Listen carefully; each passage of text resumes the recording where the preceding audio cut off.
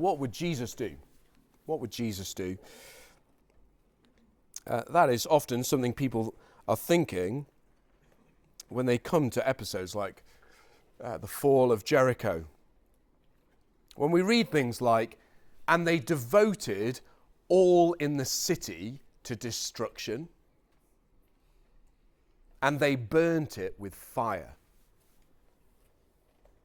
We often think, what has Jesus, meek and mild, got to do with death and destruction? What does the baby Jesus, who grew up to tell people to love their neighbours, have to do with the complete annihilation of a city and its inhabitants? Now, I know I'm oversimplifying it, but that is a real question, isn't it? It's a real question that is raised, if not in your own mind, definitely in the minds of your friends and your family, when they think about scenes like this in the Old Testament. Now, we're certainly not given all the answers in Joshua 5 and 6, but as we do look at these chapters, we are given a vision, not just of what God did then, but what God is doing now to his people and one day will do to his world.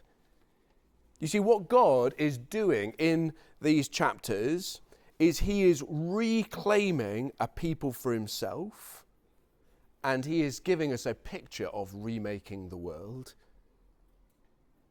That is our two headings, reclaiming a people and remaking the world. But I think what we will find difficult about this is that it means that God reclaims a people and remakes the world with a sword. With a sword. So shall we get stuck in? Reclaiming a people. Just look at how chapter 5 opens. It opens up with the news that the kings of those that are inhabiting the land have melted. Verse 1 tells us that the report of what has just taken place at the Jordan has reached them. God has dried up the land, dried up the sea, the river, and they've crossed on dry land. And it's melted the hearts of kings such that they are fortifying their cities throughout the land of Canaan. No one's going out and no one's going in. And it's not because the Israelites were a particularly impressive bunch of people. Not at all. It is because God was miraculously working for them. So imagine for a moment being in the court of this king. I don't know what it would like to be really to be a king in a king's court. But you have kind of the doors burst open and messengers come. And they come, King, you will not believe what has just happened. You won't believe what has just happened, because remember in chapter 2, the hearts of the inhabitants of the city have already melted, haven't they? And their spirits have gone out from them because of what Rahab has reported to us. But now what little spirit that they had left in them has vanished. What little courage they had has completely collapsed, just like the walls of Jericho will in a moment. They know the city is ready to be overtaken. And why do they know this? Because God has not only with a mighty arm brought them out of Egypt, but has now dried up the river Jordan in order for them to cross. They are a city ready to be overtaken, a king trembling in fear. And you think, surely battle is about to commence. But instead of battle commencing, look at what happens. Verse 2. Before battle commences, the knives come out. The knives come out. The Lord does not command them to turn their swords towards Jericho, but to all the sons of Israel. Did you see that? Draw your sword. Not because we're going to fight them, but because the sword is going to turn to us. The word for knife there is exactly the same as same throughout these chapters. Sword, knife, it's used interchangeably. And so before the sword is turned to conquer the land, the sword must consecrate the people of God. The Lord commands, and this is the slightly uncomfortable bit, isn't it? The Lord commands that every single man and boy in the nation of Israel must be circumcised. He must go under the knife. He must have his foreskin cut off.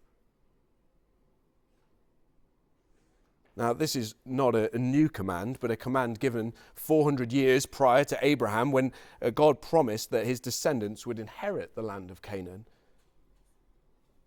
But circumcision was the sign of this promise. And it's not some random sign, but it is a seal of God's promise to his people that he will make a way for them to dwell in his holy presence, in his holy place. So I want to be really clear. Circumcision was not some ethnic marker, but was a sign of God's gracious promise that he will keep his covenant to Abraham and make it possible for Abraham's descendants to stand in God's holy presence and in his promised land. So let's be really clear. This is not like wearing your favorite football shirt and showing your allegiance to which team you support. It's not like that at all.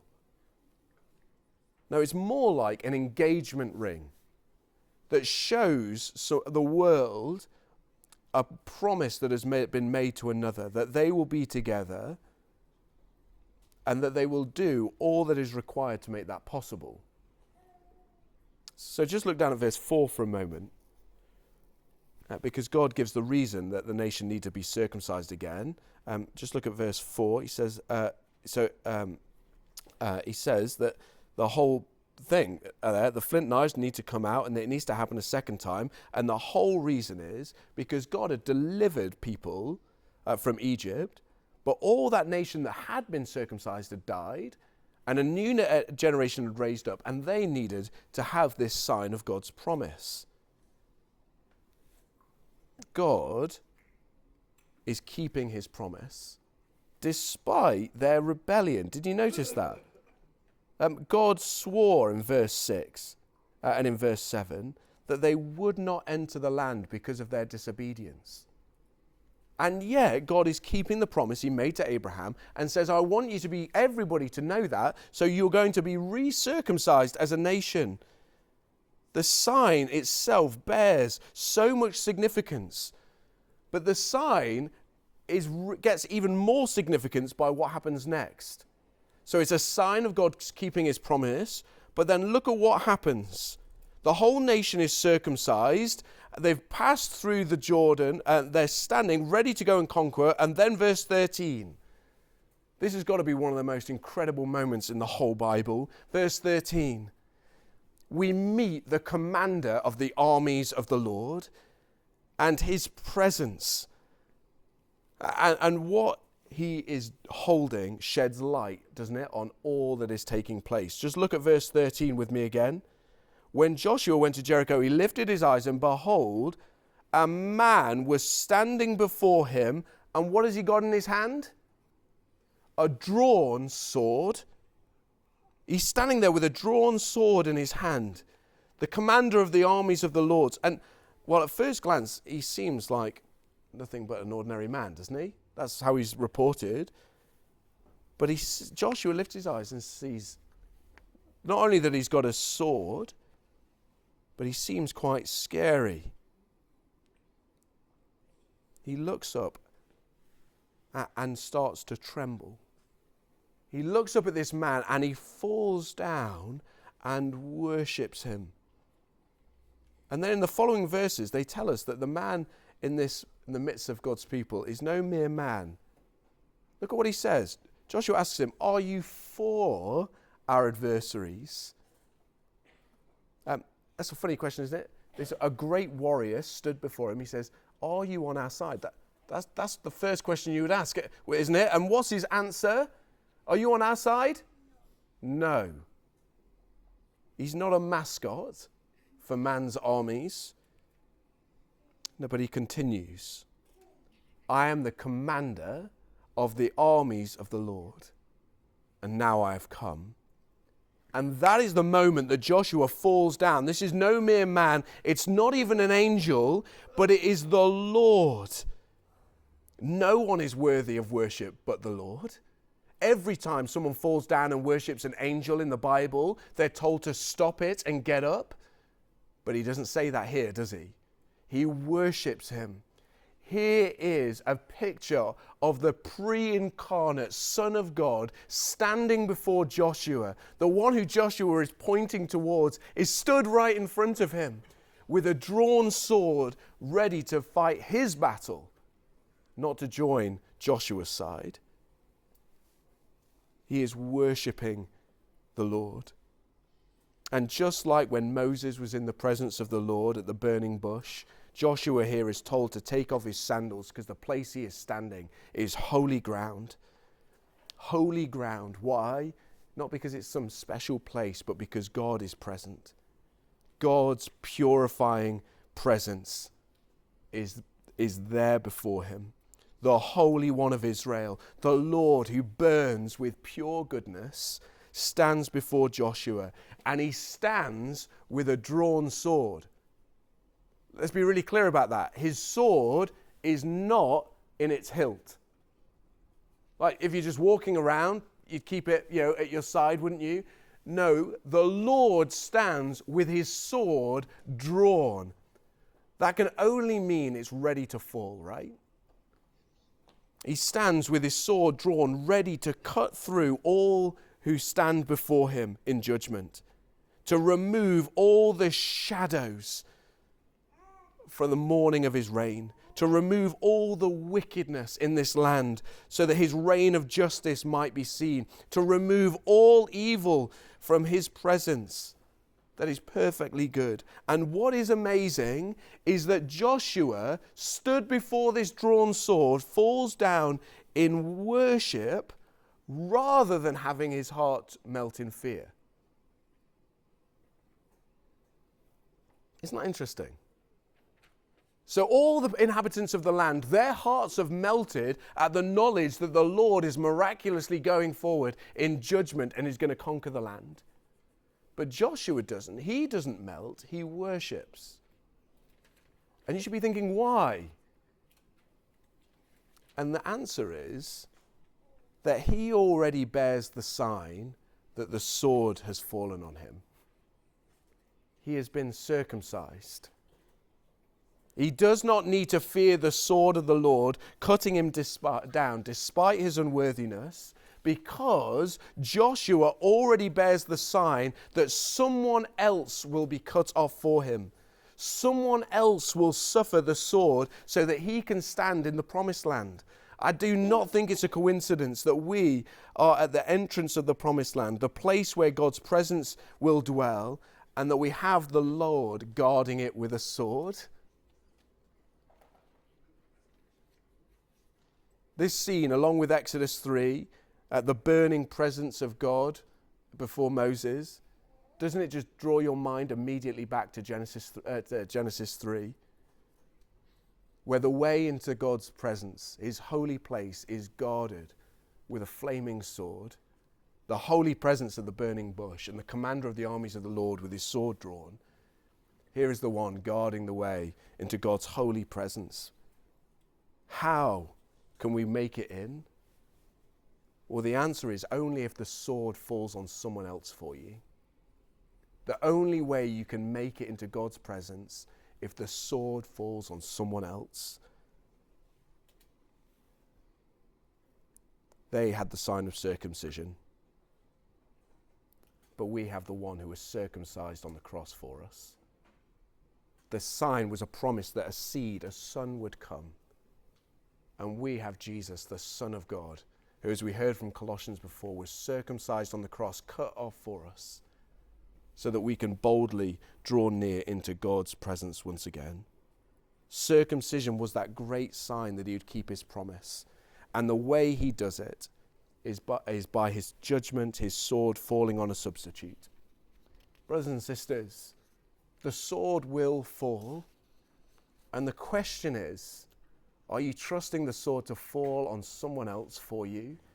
Or are you going to have to bear it yourself? The Lord reclaims a people for himself by the sword. But now we come to Jericho, and we see that the commander of the armies of the Lord will now turn his sword, not just from purifying his people, but to purifying the promised land, a place where his people will dwell with him. So a remade world. This is one of those moments again.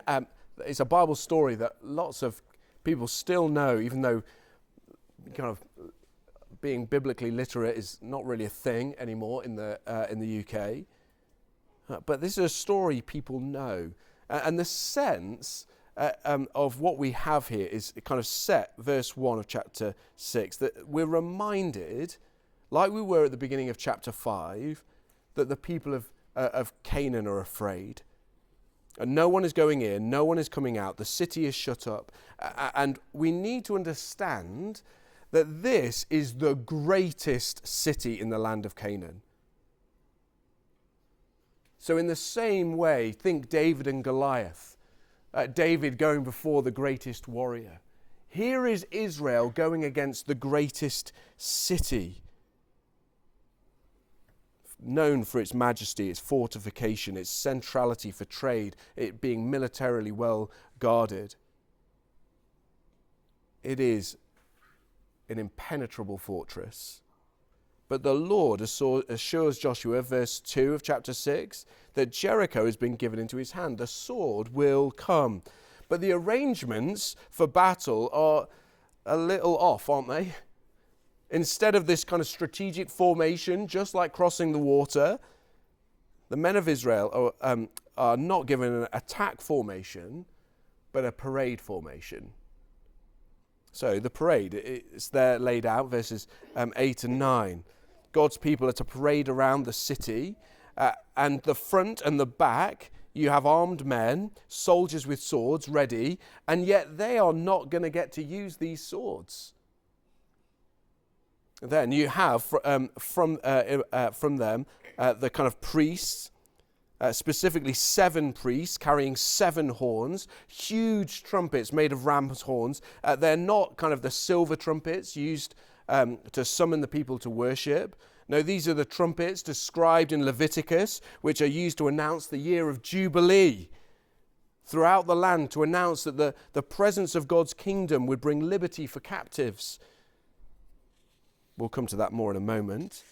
And then at the center of this priestly parade, you've got God's people, bookended with armed men. You have the Ark of the Covenant, the symbol of God's presence, a sign that God is with his people and for his people. So everything about this would drive the military strategist absolutely mad.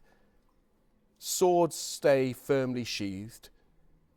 But there is one unmistakable point being made that you must not miss, or you'll misunderstand the whole book of Joshua, as the Jericho walls come down. It is the placement of the ark. That is the centerpiece of this parade. The blowing of the trumpets and the sheathed swords are all testifying to the fact that this is God's fight and not theirs. The ark is the sign that the Lord of armies is the one who is drawing the sword, not his people.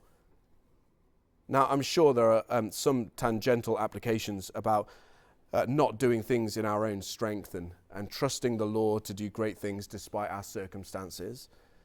But the more pressing application seems to be that the battle that is taking place is not ethnic cleansing. It is not just one warring nation seeking to defeat another. It is not kind of manifest destiny or a man-made military conquest. This is the sword of the commander of the armies of the Lord, cleansing the promised land of all wickedness and rebellion. It is the pure goodness of God scattering the darkness of sin. The falling walls of Jericho are recorded for us to wake up. The judgment on display is devastating. If you read it slowly when you get home, you will tremble. But it is localized and it is temporal. It is devastating, but it is in one place at one time. However, one day the judgment of God will not be localized, but global. And it will not be temporal, it will be eternal. It will not be the realization of a new promised land, but the realization of a promised new world. We had the call to worship from Revelation 19 this morning. And that is the picture of what God is going to do when Jesus returns. What would Jesus do? Well, here is another part of our answer. Yes, he would bear the sword so that his people might live. But he will also bring the sword to one day bring complete justice. But there is a goal for this judgment, isn't there? It is described in the way that the people are commanded to act in this parade. As we read through, I'm sure you notice how many times the numbers 6 and 7 are used. Did you notice that? That's not random. The numbers aren't random, but they're meant to make you recall another event. What else happened in 6 days? God made the world. The moment when God acted in divine power and authority to create the world. In the beginning, God created the heavens and the earth was formless and empty, and darkness was over the face of the deep, and the spirit of the presence of God was hovering over the face of the water. And then God, in the space of 6 days, created the world out of nothing. There was evening and there was morning for 6 days until God rested on the seventh day and was enthroned over his creation, declaring that everything was very good. And now here in Joshua, having passed through the waters, just like I mentioned in the opening verses of Genesis, God commands that the ark of his presence be paraded around 7 days around the walls of Jericho. Jericho being a symbol of the created world now in rebellion against him. He commands a parade for 6 days for evening and morning to pass 6 times. But this time it is not for God to bring the world out of nothing, but this time to bring the world of man to nothing. There is a complete and total decreation that takes place. Just read with me from verses 15 to 17. And on the 7th day, they rose early at the dawn of the 7th day and marched around the city in the same manner 7 times. It was only on that day that they marched around the city 7 times. And at the 7th time, when the priests had blown the trumpets, Joshua said to the people, "Shout! For the Lord has given you the city, and the city and all that is within shall be devoted to the Lord for destruction. Only Rahab the prostitute and all who are within our household shall live, because she hid the messengers who we sent." Do you see that? The world of man falls.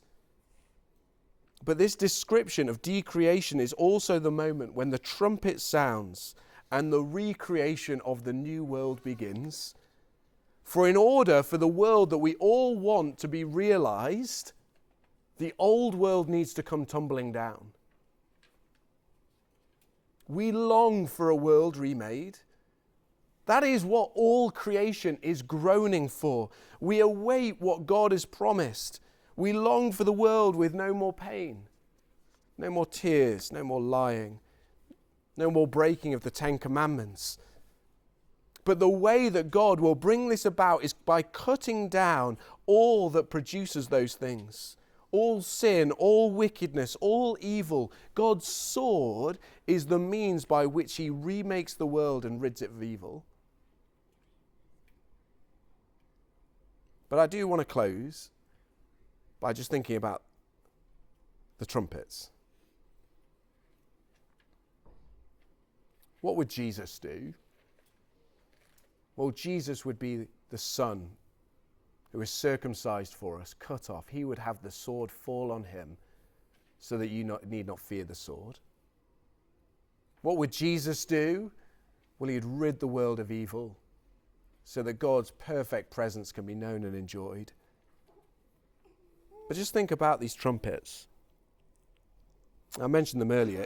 It seems like an insignificant detail, but when you think about what is taking place, it helps us zoom out from the bricks falling to really think about the thing that's being fulfilled. Leviticus tells us that these ram's horns are the horns that are blown in the year of Jubilee. Or horns that announce liberation of captives, that announce rest for the land, that announce the exaltation of the poor and the year of the Lord's favour. The Lord's favour comes as the walls come down, and nothing displays that more, does it, than Rahab. Verse 22 onwards is all about Rahab. And so imagine how Rahab must have felt as she was led out from the city into the freedom of belonging to God's people. Like, she already bore the sign. Remember, she has that scarlet cord over her window, but now she's enjoying what was promised. The freedom of the old world being destroyed and standing with God's people in the purified promised land. He reclaims and remakes with a sword in his hand. But it should bring liberty and joy to all those who trust in the one who brings the sword. What would Jesus do? He bears the sword for his people. And one day he will bring the sword to the world.